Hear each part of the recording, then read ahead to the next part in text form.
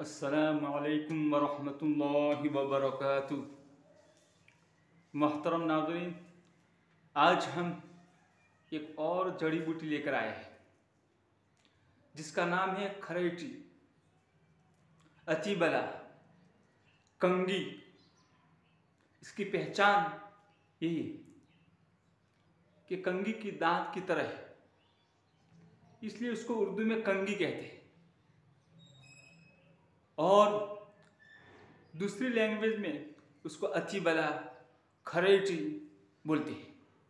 अतीबला इसका तर्जमा ही है कि ओवर एनर्जी, ताकत से परे, यानी महाशक्तिशाली ये जड़ी बूटी। जमाने से लोग इसको इस्तेमाल करते हैं। उसको कहीं बोने की भी जरूरत नहीं है।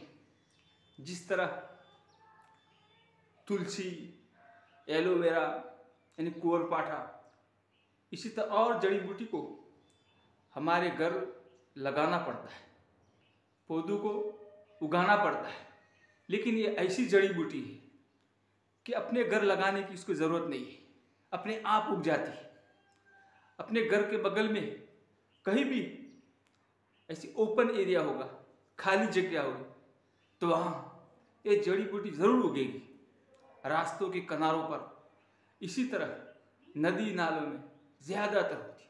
और पूरे भारत भर में जहाँ भी जाए आप ये मिलेगी। ये अल्लाह सुब्हानहू व तआला का इंसानियत पर एक और बड़ा करम है कि उसके बहुत सारे फायदे हैं।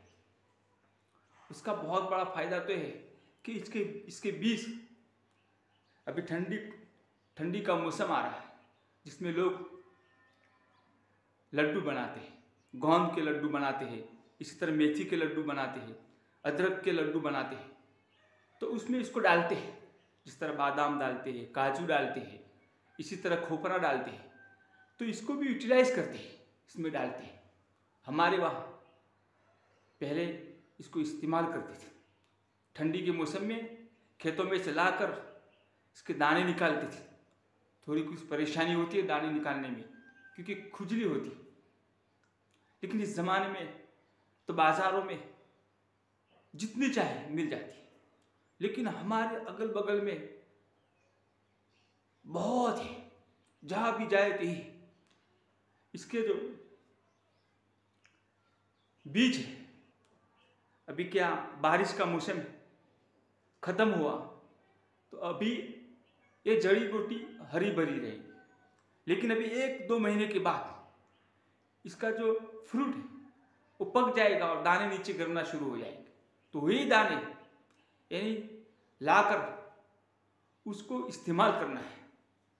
उससे कमर का दर्द, इसी तरह पैरों का दर्द, घुटन का दर्द में उसको बहुत फायदा होता है। इसमें बहुत फायदा होता है। ये जड़ी बूटी, उसके जो पत्तियां है वो कब्ज में लाभदायक है। 4-5 पत्तियां रोजाना 1-2 मरतबा खाएंगे तो बवासीर की बीमारी, इसी तरह कब्ज की बीमारी हमेशा से खत्म हो जाएगी। आयुर्वेद में बवासीर के लिए इसकी पत्तियां बहुत इस्तेमाल करते हैं। इसकी पत्तियों को कच्चा चबाते हैं या तो फिर गाढ़े की शक्ल में पीते हैं, तो फिर बवासीर में राहत मिलती है। और उसके दाने महाशक्तिशाली, उसको अपने बंधन में, अपने लड्डू बनाने में, सर्दियों के मौसम में उसको यूटिलाइज करें, उससे फ़ायदा हासिल करें। बस वमा अलैना इल्ला